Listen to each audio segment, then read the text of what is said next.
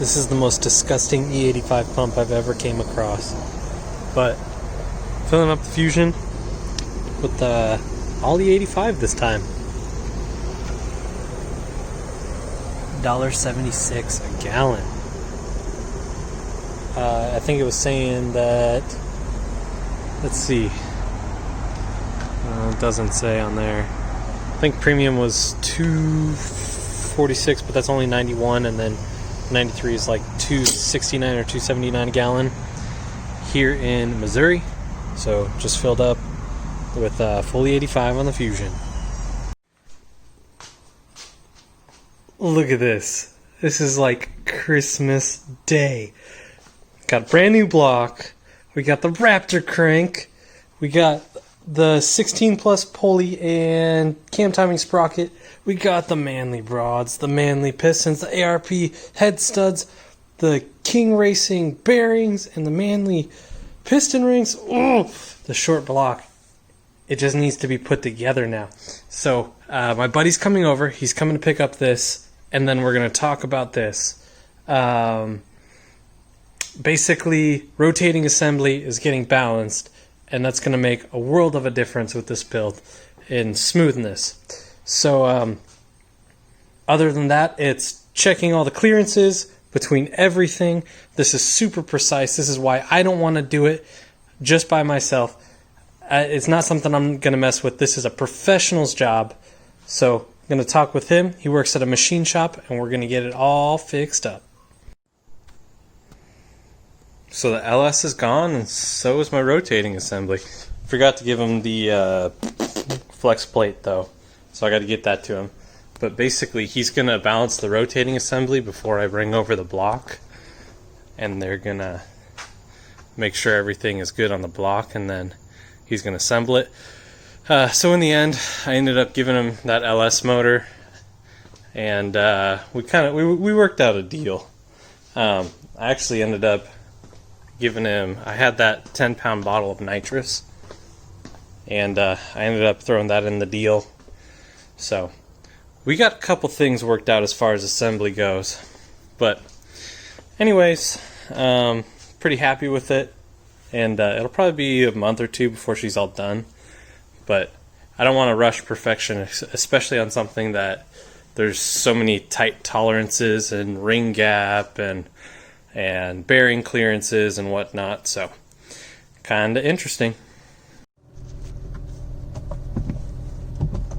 So then on today's agenda, we've got work, and then my buddy's having kind of a bachelor meet. So we're having a car meet tonight. It's supposed to be pretty decent sized. Basically, it's what he wanted to do. He's getting married in a couple days. So no girls allowed, maybe Mexico night. I'll take the Fusion, and I will sauce on whatever I can, god damn it.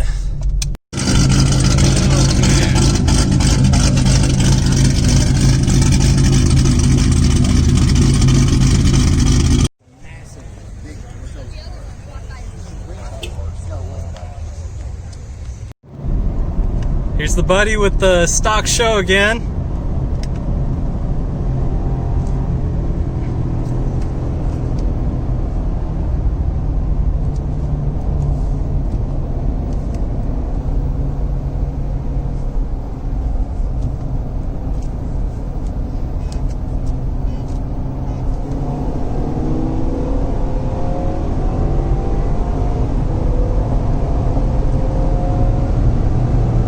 Bye-bye!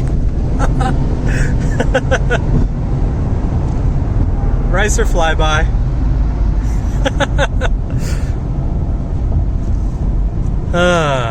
Fun times. Hey, look, it's the SHO the Fusion gapped. So he's buying my old shitty half-rusted exhaust, but we're gonna slap that on real quick. So that's his exhaust stud, and that's the very first one. We got 3 to go.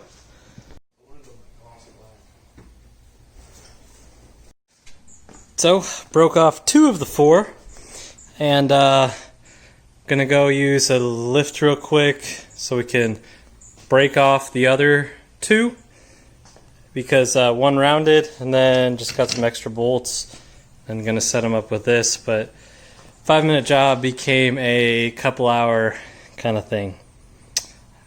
Never simple, right? That's alright, we'll get it fixed up. Whoopsies! So 3 of the 4 are broken, only 1 is still in there. So we're gonna try and hammer these out, but Jesus.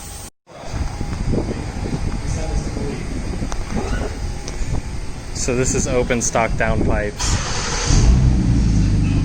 That's so quiet. I know. Why is that so quiet? Mine was loud. Is that just open downpipe? Yeah, that's open. That's not that loud.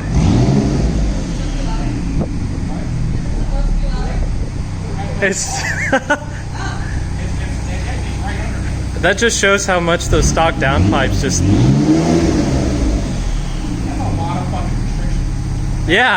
Yeah. Mine was unbearably loud with aftermarket catless. Oh yeah, no, I know. This is what the stock exhaust is good for.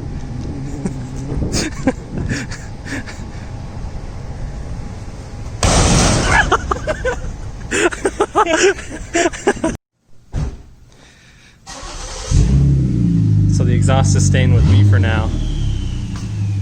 He's gonna rock open stock downpipes, but I gave him a different setup.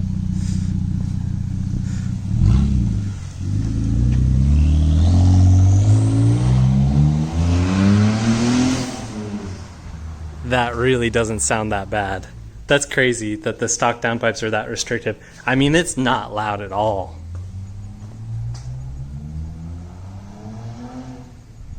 Jeez. So I gave him some turn downs off the downpipes that I had made up a while back. So it's just basically cut off right there, and then there's a piece of pipe on each side that goes down and out. But I told him if he wants this in the end that he can still nab it, but otherwise I'm just going to put it back behind the car again. But ended up breaking a whole bunch of bolts. Apparently the car was a Michigan car at one point, because I never had this issue, but we snapped off 3 of the 4. But overall, pretty fun time.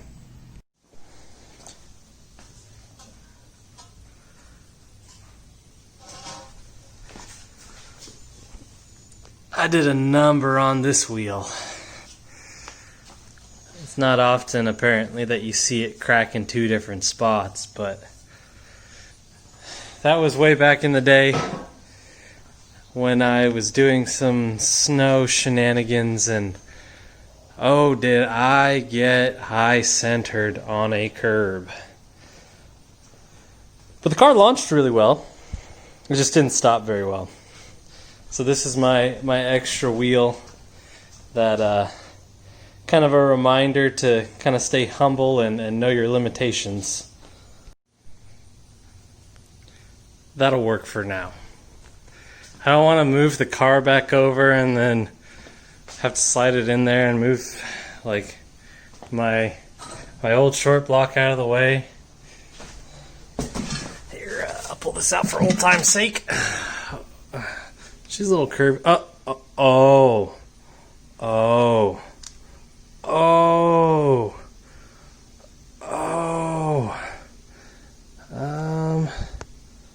Yeah, she's a little. Yep. Let's just throw that back in there. You know.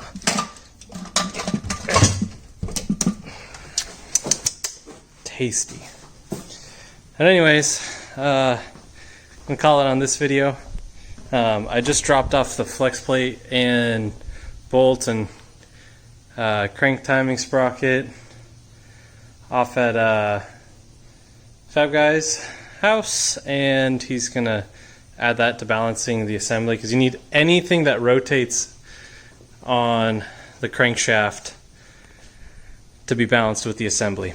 So I'm gonna call it there, and hopefully next video we'll have a little bit more of engine type build.